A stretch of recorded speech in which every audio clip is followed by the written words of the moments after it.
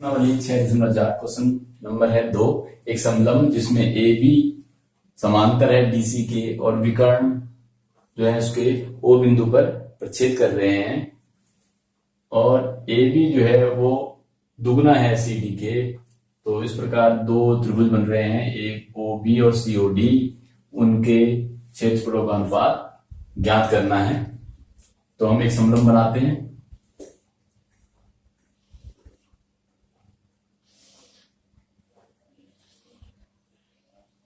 ये समलंब है A B C D, जहां ए बी समांतर है डीसी के और इनके विकर्ण जो है, देख रहे हैं विकर्ण, ये विकर्ण और ये विकर्ण बिंदु ओ पर काट रहे हैं। तो अब त्रिभुज बन रहे हैं ए ओ बी और त्रिभुज सी ओ डी। ये दोनों त्रिभुजों के क्षेत्रफलों का अनुपात हमें ज्ञात करना है। तो देखें, और हमको क्या दिया हुआ है, ए बी बराबर 2CD। तो इस त्रिभुज और इस त्रिभुज में देखें पहले, तो उससे पहले हमको सर्वांग समरूपता की शर्तें पता होनी चाहिए। एक त्रिभुज की तीनों भुजाएं दूसरे त्रिभुज के तीनों भुजाओं के समानुपाती हो, त्रिभुज समरूप होते हैं। एक त्रिभुज की दो भुजाएं दूसरे त्रिभुज की दो भुजाओं की समानुपाती हो और उनके मध्य का कोण बराबर हो, तब त्रिभुज, दोनों त्रिभुज समरूप होंगे। या एक त्रिभुज के दो कोण दूसरे त्रिभुज के दोनों कोणों के बराबर हों, तब भी त्रिभुज समरूप होंगे। ये समरूपता की कसौटी है।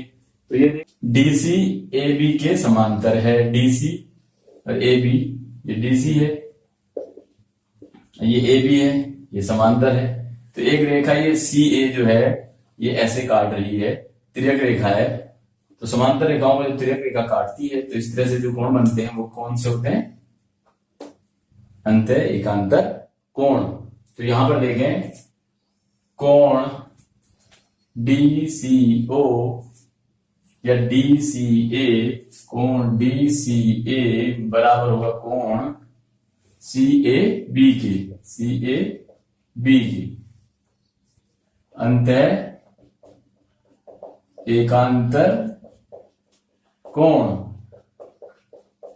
या मैं DCA को लिख सकता हूं DCO, या इसको लिख सकता हूं मैं DCO। अगर इस त्रिभुज की बात करूं तो यहां पे ये लिख सकता हूं मैं पूरे DCA को DCO, तो DCO लिख दिया, बराबर CAB को लिखूंगा इसको OAB, OAB।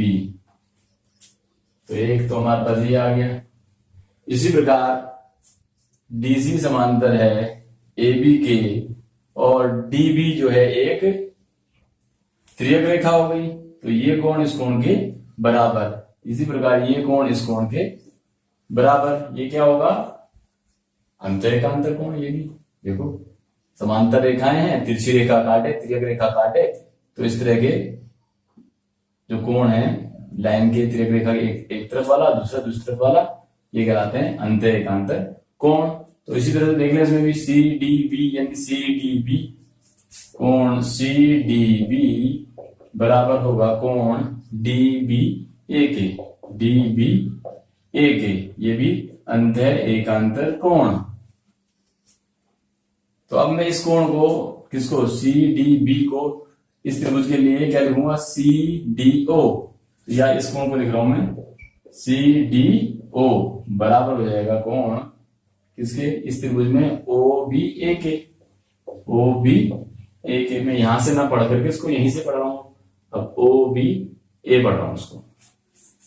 तो ये यही कोण है, ये ऐसे ही ये वाला कोण ये है। तो ये सेकंड हो गया।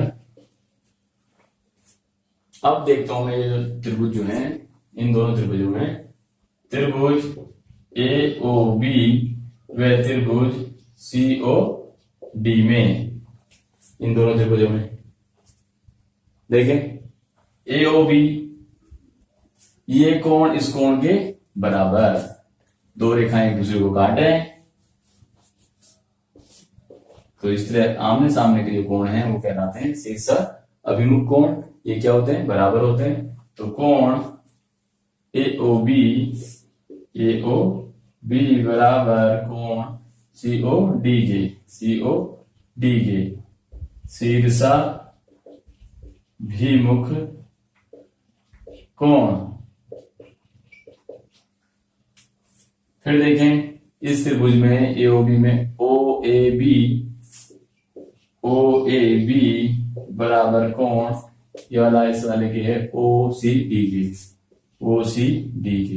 ये त्रिभुज COD में कोण OCD और त्रिभुज AOB में कोण OAB बराबर है। कैसे, ये अभी हमने दिखाया। OAB बराबर ये DCO बोले या OCD बोले, फिर DCO पढ़ लो उसको, या यहां से पढ़ूंगा तो OCD। जो भी कोण होता है वो बीच में आना चाहिए। तो ये बीच में है C, ये बीच में है यहां C।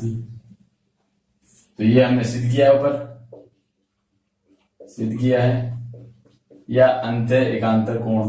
और तीसरा कोण जो है कोण, ये इस त्रिभुज में, पहले मैं इस त्रिभुज को लिखा है मैंने, तो इसके कोण लिखूंगा, फिर इसके। तो यहाँ पे OBA बराबर कोण इसके ODC के या CDO के, ये भी अभी सिद्ध किया है, या अंतर एकांतर कोण। तो ये AA वाली प्रॉपर्टी है, ये एक्चुअल में क्या है 3A वाली प्रॉपर्टी है। लेकिन किसी त्रिभुज के दो कोण बराबर हों दूसरे त्रिभुज के दो कोणों से, तो तीसरा कोण तो बराबर होता ही है। तो हमें तीसरे की आवश्यकता पड़ती नहीं, दो से ही हम काम चला लेते हैं।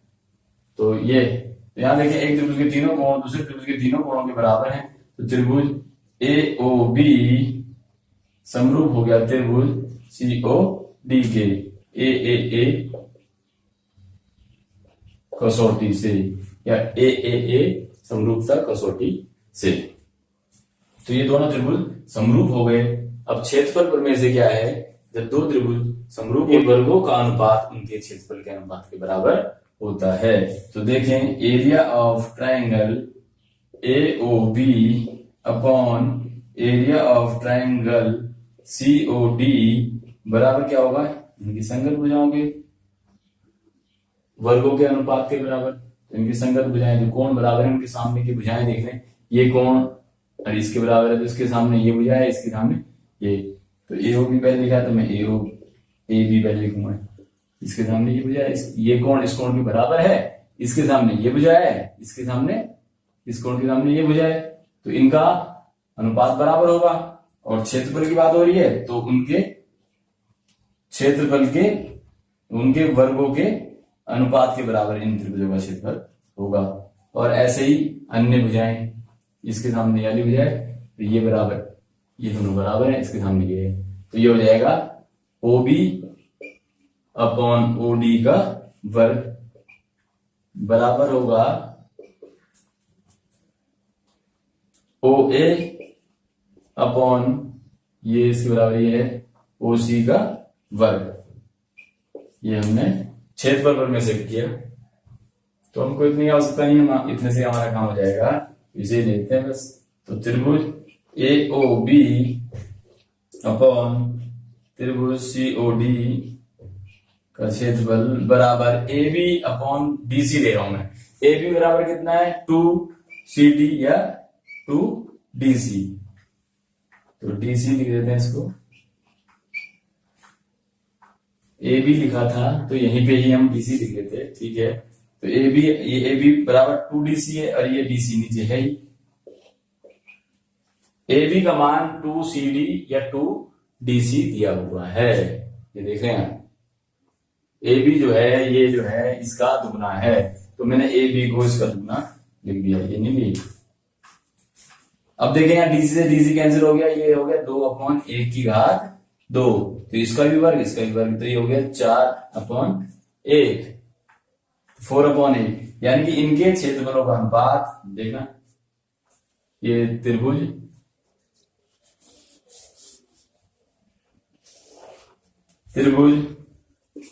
Area of triangle AOB upon area of triangle COD बराबर क्या हो गया 4:1। अगर इस त्रिभुज की भुजा इससे दुगनी हो रही है तो इसका क्षेत्रफल इसके क्षेत्रफल से 4 गुना होगा। तो हमने ए ओ बी और सी ओ डी के क्षेत्रफल का अनुपात ज्ञात कर लिया।